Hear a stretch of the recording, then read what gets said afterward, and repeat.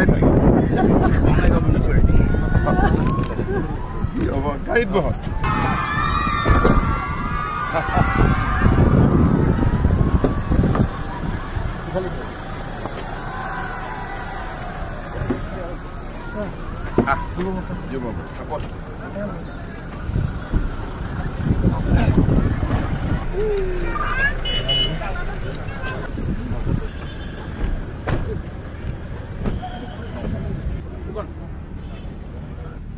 ओम स्वस्ति न इंद्रो वृद्धसर्वाः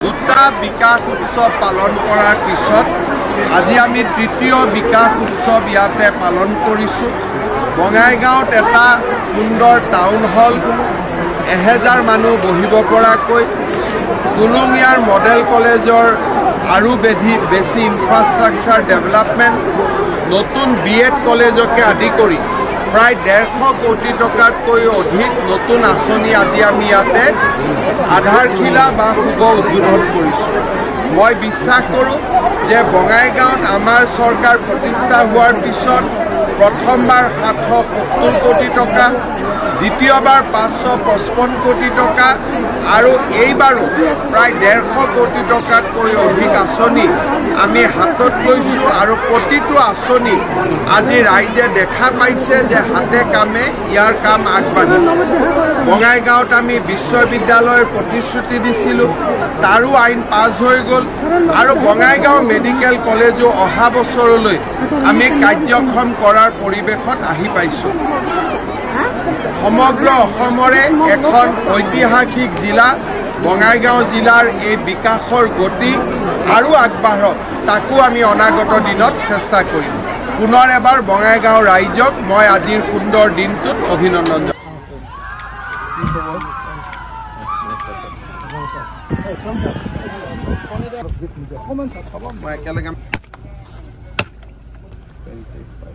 এইটো আমাৰ পহুমাৰা কোনখিনিত হ'ব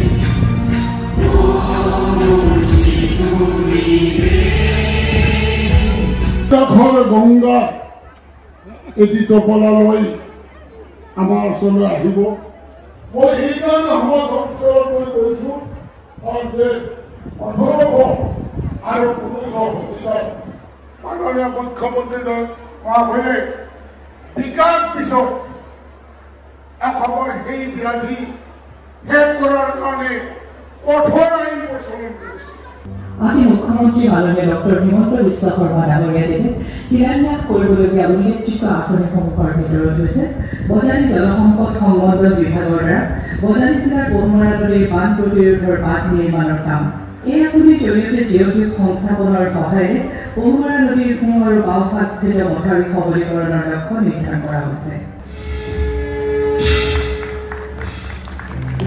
বজালী জিলাৰ পহুমৰা নদীৰ বান প্ৰতিৰোধ সংহত বজালী জিলা আয়ুক্তৰ কাৰ্যালয় নিৰ্মাণ মুখ্যমন্ত্ৰীৰ পথ নৱীকৰণ আঁচনি 2023-2024 বৰ্ষৰ অধীনত নগৰগাঁও বৰগাঁৱৰ পৰা চৌধুৰীপাৰালৈ যোৱা পথ নিহাবাৰীৰ পৰা চৈবাৰীলৈ যোৱা পথ আৰু পুষ্টিকা মাগুৰী পথ মেৰামতি কি খবৰ ভাল চবৰে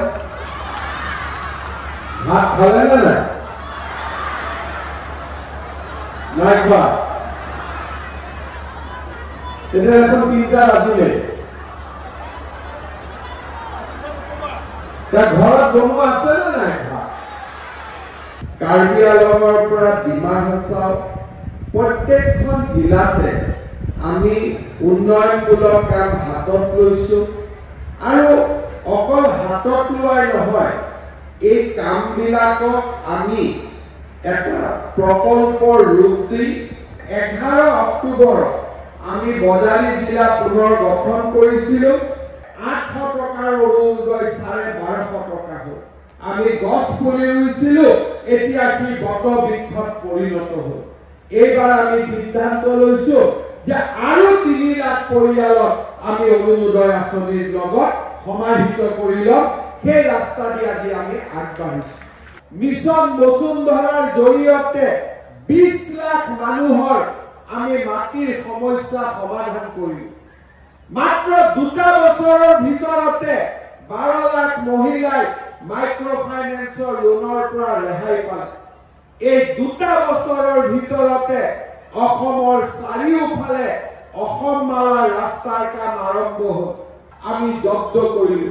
এই 2টা বছৰৰ ভিতৰতে অসমত বাল্য বিবাহৰ বিৰুদ্ধে কঠোৰ পদক্ষেপ আৰম্ভ হ'ল। ইণ্টাৰভিউ আৰম্ভ হৈছে। 2 লাখ ল'ৰা ছোৱালী আমি উদ্যোগ কৰিবৰ কাৰণে ব্যৱসায় কৰিবৰ কাৰণে আমি ৰাজ সাহায্য আৰু লোন আগবঢ়াম। এখন জিলাৰ ৰেচন কাৰ্ডৰ পৰিয়ালসমূহক আমি অৰুণোদয় দিয়াৰ কাম আৰম্ভ কৰিম।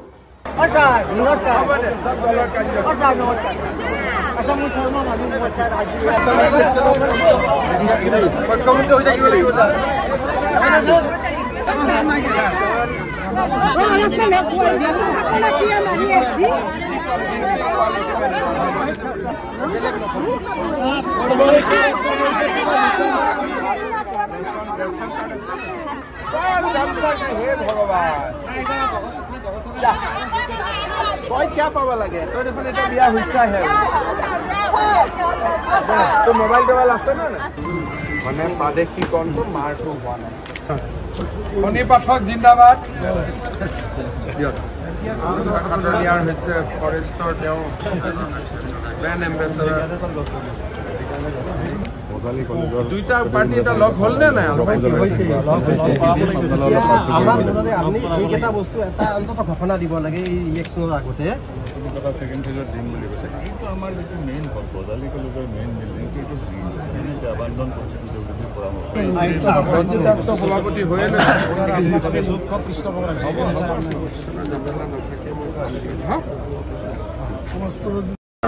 নদী আধুনিক জিঅ' টিউবেৰে সংৰক্ষণৰ প্ৰচেষ্টা। বজালী জিলাৰ নতুন জিলা আয়ুক্তৰ কাৰ্যালয়, সৰুপেটা ৰেলৱে ক্ৰছিঙৰ ওপৰত উৰণীয়া সেতুকে ধৰি বিভিন্ন উন্নয়নমূলক আঁচনিৰে আজি আমি বজালী জিলাৰ বিকাশ যাত্ৰা কাৰ্যসূচীত অংশগ্ৰহণ কৰিলোঁ। 29 ফেব্ৰুৱাৰীৰ পৰা আৰম্ভ হোৱা এই বিকাশ যাত্ৰা 15 মাৰ্চলৈকে চলিব। সমগ্ৰ অসমতে 23,000 কোটি টকা ৰাজ্য চৰকাৰে হাতত লোৱা আঁচনিৰ শুভ উদ্বোধন বা আধাৰশিলা হ'ব। ইতিমধ্যে বজালীত ভট্টদেৱ বিশ্ববিদ্যালয়কে ধৰি কেইবাটাও নতুন কাম হাতত লোৱা হৈছে। কামবিলাক খুব ধুনীয়াকৈ আগবাঢ়িছে।